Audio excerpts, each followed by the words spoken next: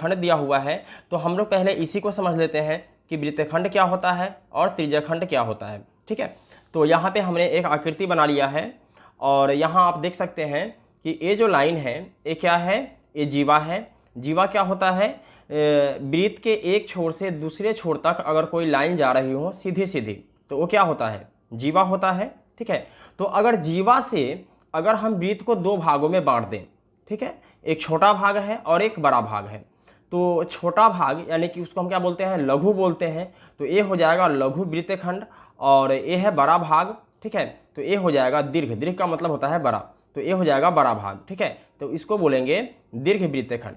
ये आप समझ गए। चलिए एक और उदाहरण लेते हैं। यहाँ आप देख सकते हैं कि ये क्या है, ये है त्रिज्यखंड।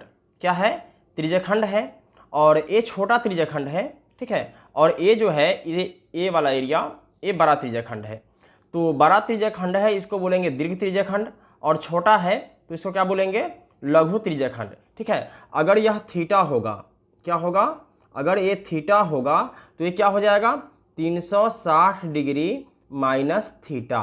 ठीक है, क्योंकि वृत्त जो है एक केंद्र पर 360 डिग्री का कोण अंतरित करती है। ठीक है, तो आप लोग समझ गए होंगे कि दीर्घ त्रिज्यखंड क्या होता है, लघु त्रिज्यखंड क्या होता है, दीर्घ वृत्तखंड क्या होता है और लघु वृत्तखंड क्या होता है। ठीक है, चलिए अब सवाल को सॉल्व करते हैं। तो अब सवाल कह रहा है 10 सेंटीमीटर त्रिज्या वाले एक वृत्त की कोई जीवा केंद्र पर एक समकोण अंतरित करती है। ठीक है, 10 सेंटीमीटर त्रिज्या, ये आपको ध्यान देना है। तो आइए इसको बना लेते हैं। देखिए आकृति आप चाहे कैसे ही बना सकते हैं, कोई दिक्कत नहीं है। ठीक है, तो हम लोग सीधा सीधा बना लेते हैं ताकि समझने में आसानी हो सके। तो ये 10 सेंटीमीटर त्रिज्या हो गया मान लीजिए। ठीक है, और ये हमने इधर भी त्रिज्या कर दिया। ठीक है, तो ये कितना है, ये है 10 सेंटीमीटर और ये भी हो जाएगा 10 सेंटीमीटर। ओके, अब कह रहा है कि कोई जीवा, ठीक है ना, तो ये क्या हो जाएगा, ये हो जाएगा जीवा, ये क्या हो जाएगा, ये हो जाएगा जीवा। ओके, तो क्योंकि देखिए यहाँ एक छोर से दूसरे छोर तक जा रहा है तो ये क्या हो जाएगा, जीवा हो जाएगा। अब आप यहाँ देख सकते हैं तो ये क्या है, 90 डिग्री है और कह भी रहा है कि एक समकोण अंतरित करती है। ठीक है, तो ये है 90 डिग्री, आप चाहे तो लिख भी सकते हैं, नहीं भी लिखेंगे फिर भी कोई दिक्कत नहीं है। ठीक है, तो ये समकोण त्रिभुज है। तो अब संगत लघु वृत्तखंड। ठीक है, तो हमने आपको बताया है ना कि वृत्तखंड क्या होता है, तो वृत्तखंड होता है ये वाला हिस्सा। ठीक है, ये वाला हिस्सा क्या होता है, वृत्तखंड होता है। आइए इसको डार्क कर लेते हैं थोड़ा सा।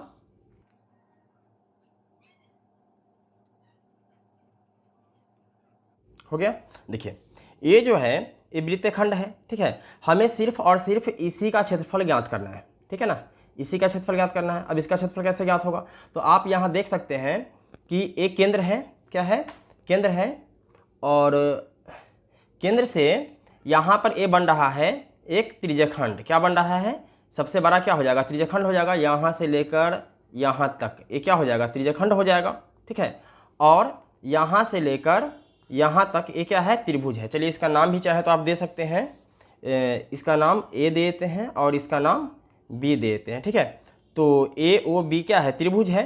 और अगर हम इसका नाम यहाँ पे कुछ भी दे दें, सी दे दें, ठीक है ना, चलिए यहाँ पे इसका नाम सी दे दें, तो क्या है, ए सी बी, और फिर से वापस आ जाएंगे ए की तरफ, तो ये क्या हो जाएगा, ए वृत्तखंड हो जाएगा। ठीक है, तो हमें सिर्फ इसी का क्षेत्रफल ज्ञात करना है। तो इसके लिए हम लोग क्या करेंगे कि सबसे पहले त्रिज्यखंड का क्षेत्रफल ज्ञात करेंगे और उसमें से त्रिभुज के क्षेत्रफल को घटा देंगे तो ये लघु वृत्तखंड का क्षेत्रफल निकल जाएगा। ठीक है, तो इसके लिए हमें क्या करना पड़ेगा, त्रिज्यखंड का क्षेत्रफल ज्ञात करना पड़ेगा। ठीक है, और त्रिभुज का क्षेत्रफल ज्ञात करना पड़ेगा। ओके, तो सबसे पहले जो चीज़ दिया हुआ है उसको लिख लेते हैं। तो दिया हुआ है त्रिज्या 10 सेंटीमीटर। ठीक है, तो लिखेंगे हल। ठीक है, हम 1 नंबर वाले भाग को सॉल्व कर रहे हैं।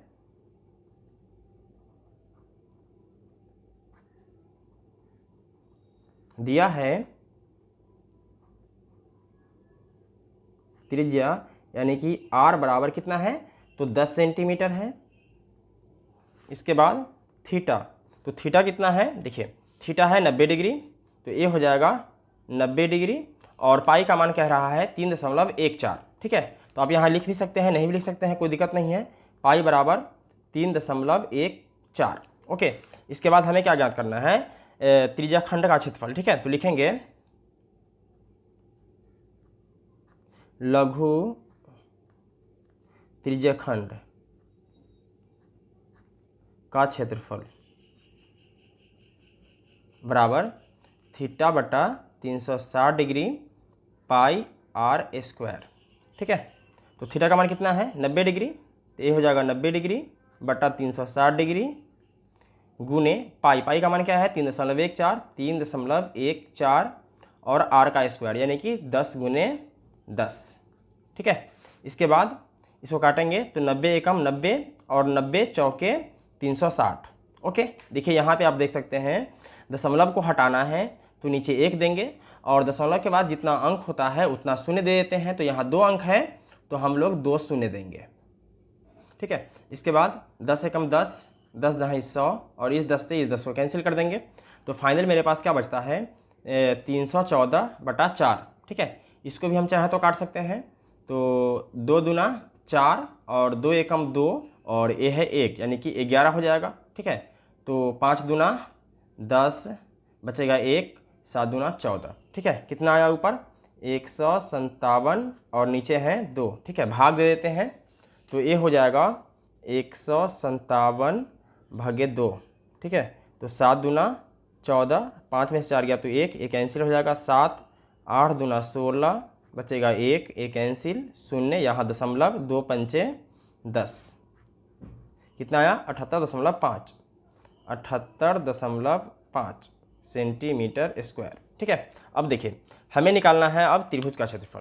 ठीक है ना, इस त्रिभुज का क्षेत्रफल याद करना है तो लिखेंगे त्रिभुज AOB का क्षेत्रफल।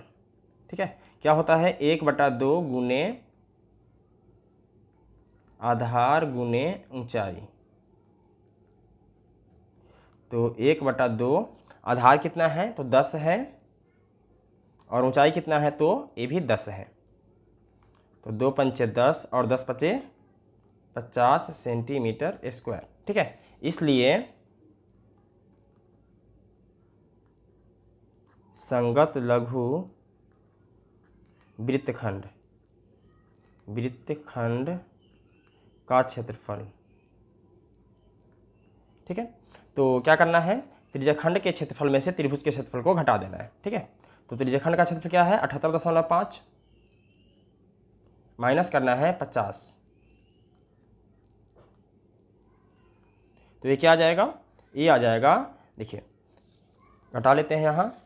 देखिए 78.5 में से घटाना है 50 को, तो 5, ये 8, 7 में से 5 गया तो 2, कितना आया 28.5 सेंटीमीटर स्क्वायर। यही क्या हो जाएगा आंसर हो जाएगा। ओके, चलिए अब हमें याद करना है संगत दीर्घ त्रिज्यखंड का क्षेत्रफल।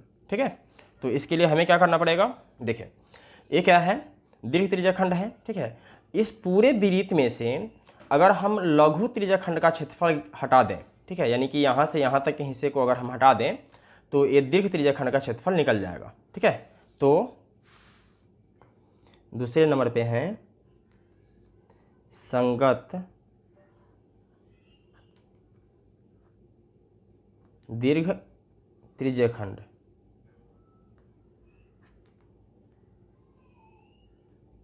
का क्षेत्रफल बराबर ये हो जाएगा वृत्त का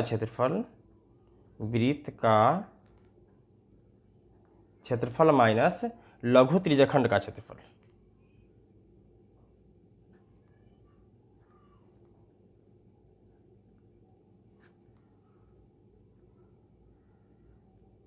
तो वृत्त का क्षेत्रफल क्या होता है पाई आर स्क्वायर माइनस लघु त्रिज्यखंड का क्षेत्रफल। तो यहाँ हमने निकाला हुआ है लघु त्रिज्यखंड का क्षेत्रफल, आप देख सकते हैं कितना आया था 78.5। तो इसी को लिख लेते हैं यहाँ पे 78.5। ठीक है, पाई आर स्क्वायर, पाई का मान रखना है कितना, देखिए यहाँ पाई का मान रखना है 3.14। तो 3.14 गुने आर का स्क्वायर, तो आर कितना है तो आर 10 है, तो ये हो जाएगा 10 गुने 10 माइनस 78.5।